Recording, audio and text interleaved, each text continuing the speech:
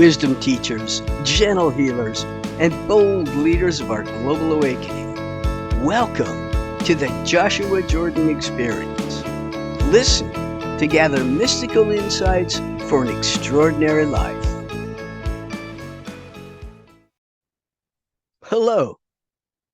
Today I want to talk a little bit about shadow and what that means and how you can do your shadow work. I know in other videos I have referenced shadow, and I said I would talk more about it, so now's the time. What Joshua wants us to recognize is that I am one with all that is. That means inseparable from all that is, not just some of what is. So within all that is, there is light and there is shadow. Wherever there is light, there is shadow. So you truly do not have one without the other. And when we talk about shadow work, I'm actually referencing the work created by Carl Jung, the Swiss psychologist and psychoanalyst. He was the one who first coined the term shadow rather than referring to our dark nature or our dark side. He just started calling it shadow, which makes it more palatable for some people. And yet the truth is, there is dark and there is light. And we get to explore our whole self to bring the whole self into balance. I need to bring parts that I have denied existence into the light. So, what do I mean by that? I'm talking about raising some of our unconscious or subconscious awareness into an energy of conscious awareness. So, doing my shadow work means that I own all parts of myself. And this began long ago when Joshua was telling me anything you can think of, say to yourself, I am that too. I am that too. Oh, it's so beautiful to say, ocean, I am that too. And to connect with that. Or nature, I am that too. And to feel myself alive in nature. Yes, there are so many beautiful aspects of our reality that are so easy for us to own and connect with. But when we think of something dark or even personally repulsive, it's so hard to say, I am that too. It really took a lot of work. The first time I thought, soldier, I am that too, my stomach just seized up. Or I thought, murderer, I am that too. It's like, no, absolutely ran from that. Not a chance. And yet, through my constant work with Joshua, exploring the whole self that I am, I had to find within me, where does the murderer exist? And I found him. I did. I found that I would rather die than hurt someone. However, if someone is hurting my family or a beloved animal, I would fight them. A part of me would come out in a resistance, and I would draw upon all my power and all my energy to protect my loved one or that animal, and it might include killing. Oh my goodness. Well, I don't own any weapons. I don't own guns or anything like that. The only weapons in my house are kitchen knives. And I can't see myself wielding those very skillfully. So I know that I would fight as best I can. I would fight to the death to save a loved one. I honestly would. So I had to own that. There is where the murderer lives in me. I would kill someone if necessary to protect my loved one. So, boy, it was quite an exploration I had to go through to find that in myself. Where is that part of myself that can say, murderer, I am that too? And just owning soldier, I am that too, can also mean I am a murderer, right? When we go to war, we are actually asking our soldiers to commit murder on behalf of a belief or a nation. And I find that challenging. You see, what is light and what is shadow is a matter of judgment. Nothing in itself or inherent in itself is either evil nor beautiful divine. It's all a matter of what we judge to be good or bad, right or wrong, righteous or evil. It's all our judgment that determines what we think is in shadow.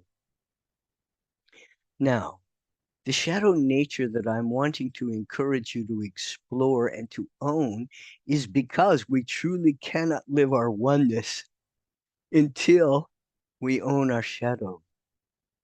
You see, as long as I am in denial of part of myself, don't allow it expression or existence, I am not whole.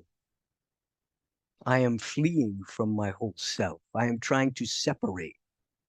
So, of course, a part of me naturally wants to separate from those things that I judge to be bad or wrong.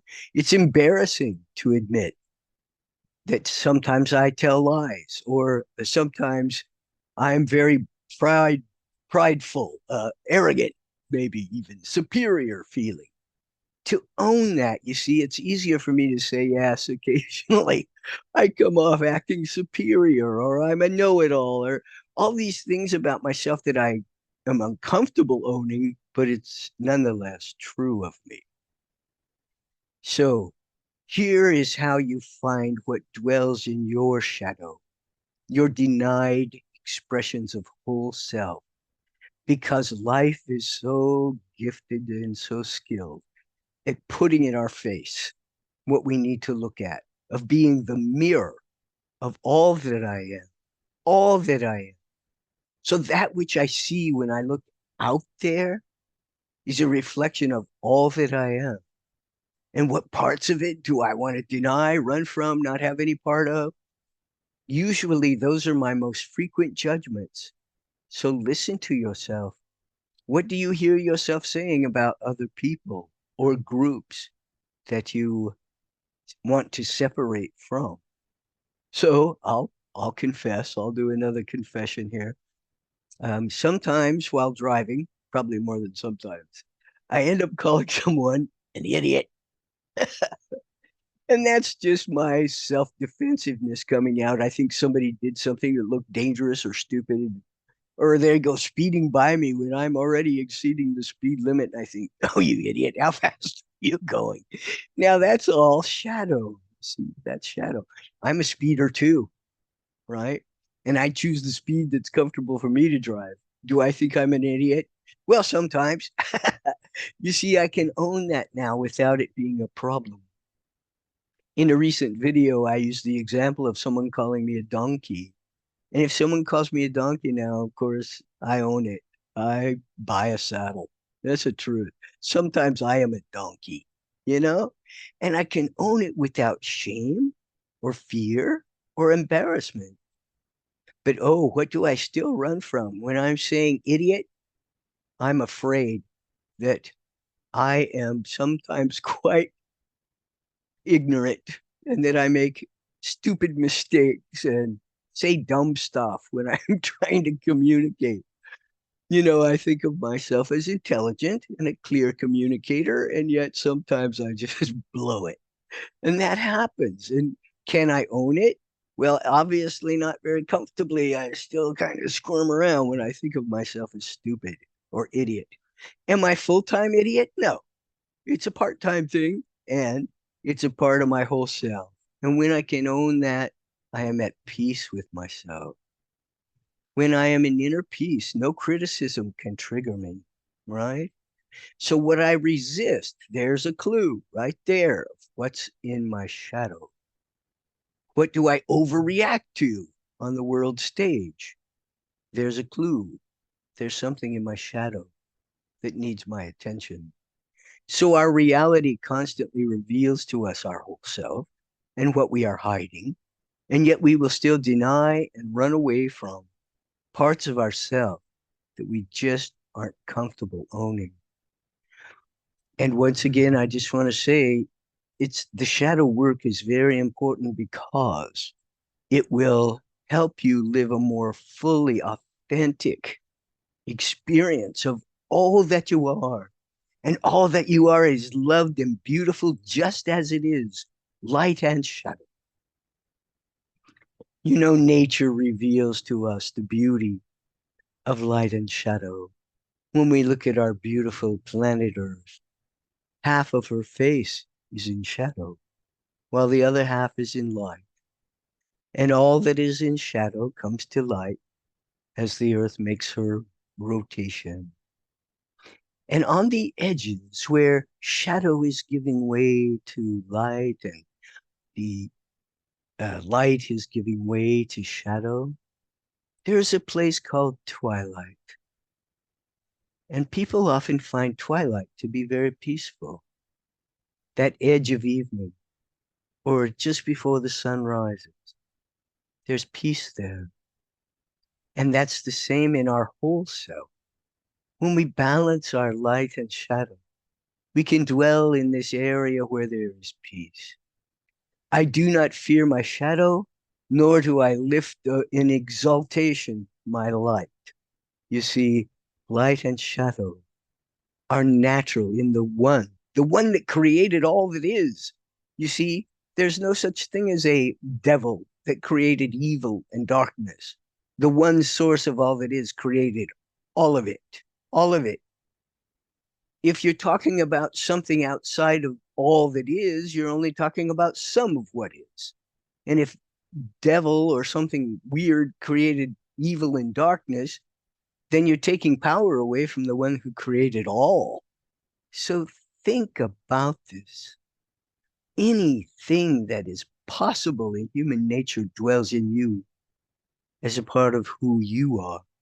Now, how do we work on shadow? What can we do to help us bring these unconscious energies to our conscious level of awareness?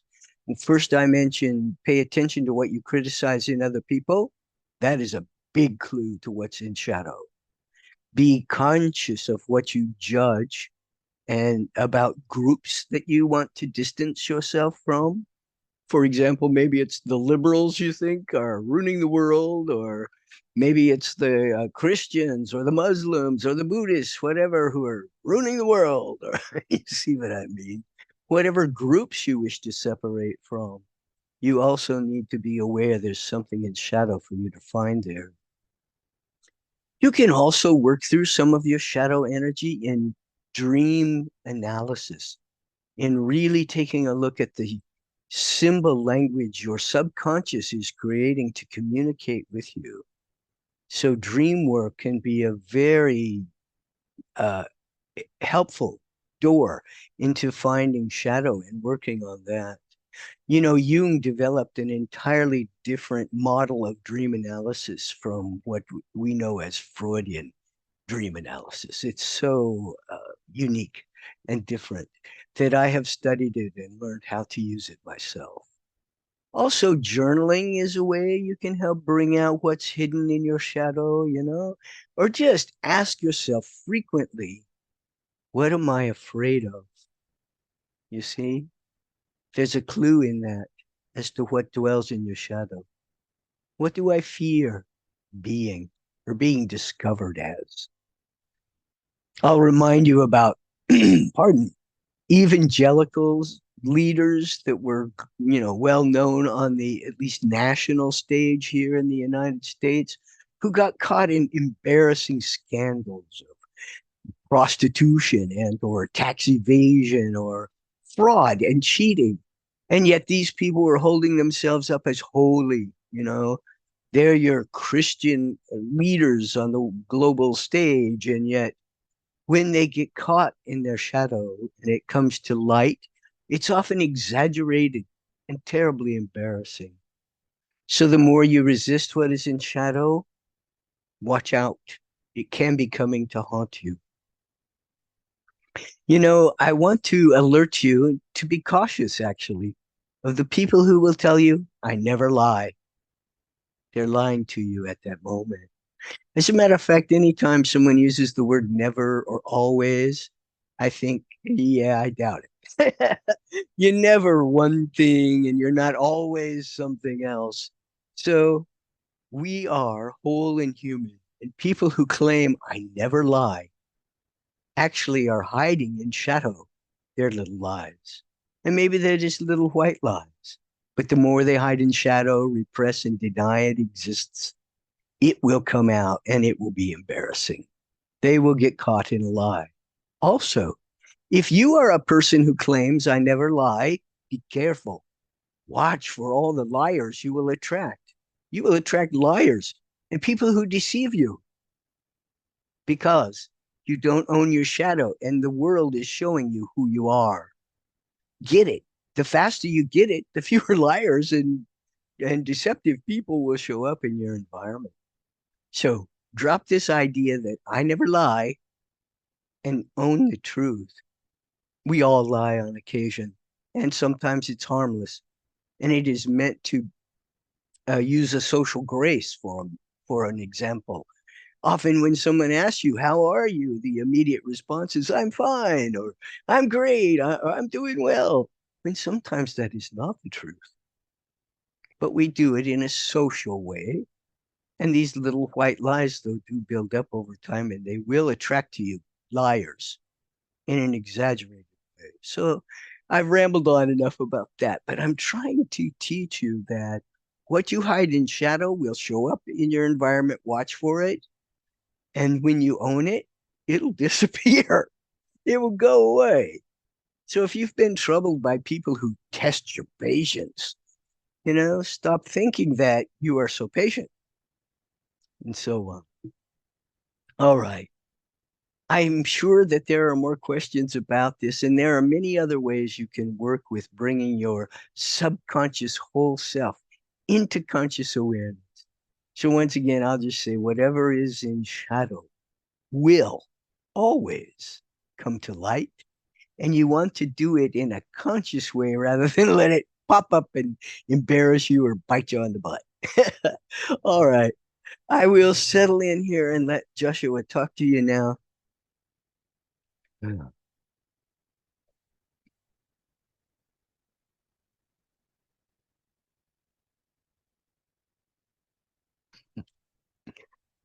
Hello, beloved one.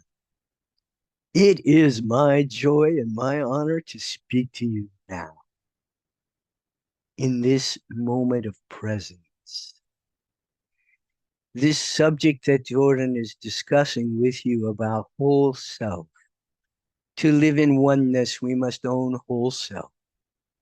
And I started this teaching with him just by saying, anything you can think of, say to yourself, I am that too. And Jordan, being a intelligent and tuned in student, immediately started to notice things in the I am that caused him discomfort, caused him want to pull back and say, no, I can't be that, you see. And yet he knew what I was teaching was true. All that exists in all that is a part of all that you are.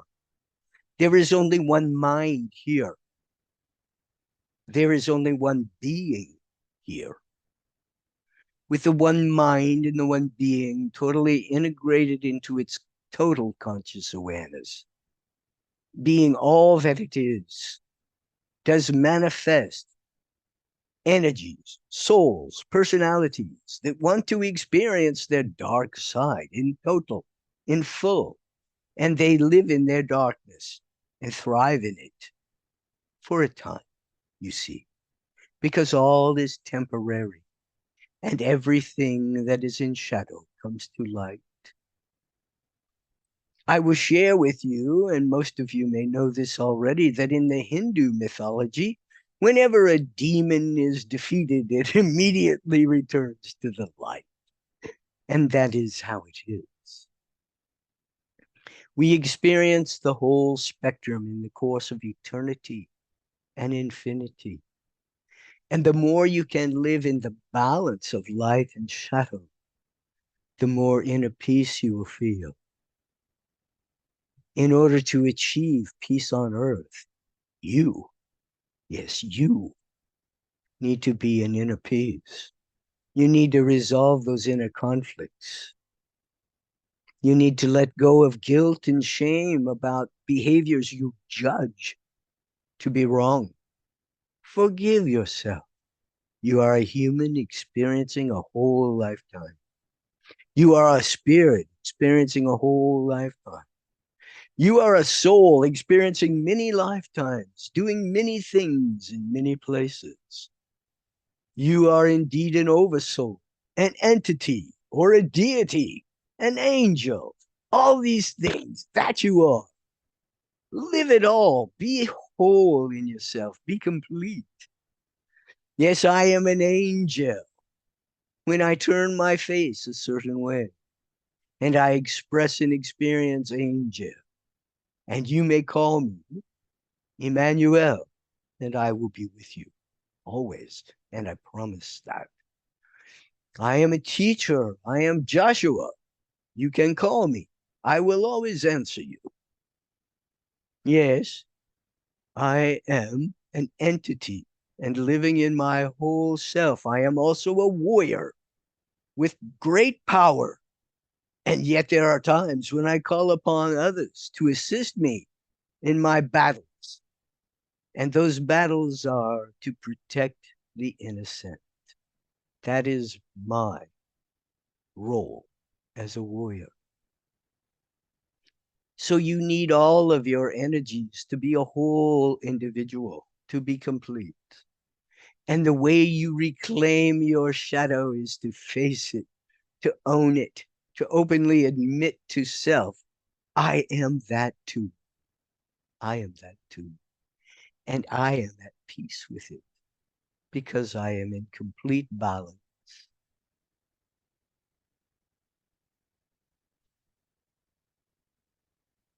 I believe I have given you some thoughts to ponder today.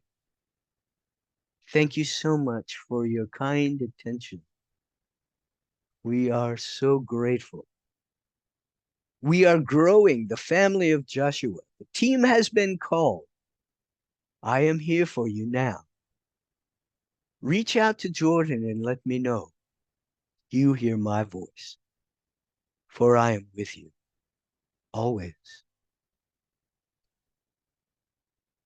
I bid you good day.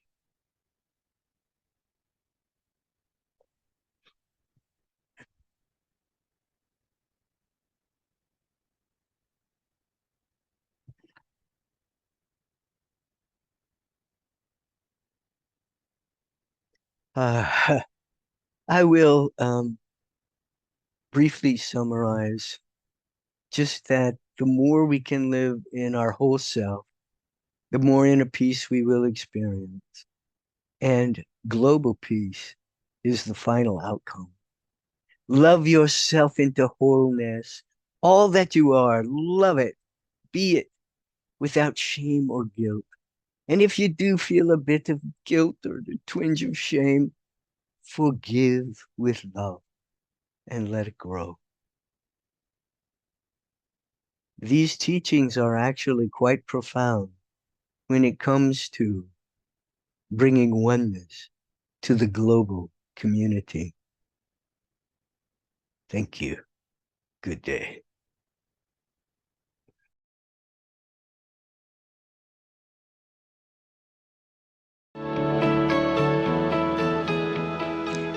Thank you for listening. We hope you heard something to ponder and gained inspiration for your journey. Please join us again next time. Joshua says, let the light grow, let love show, and let your life be fun.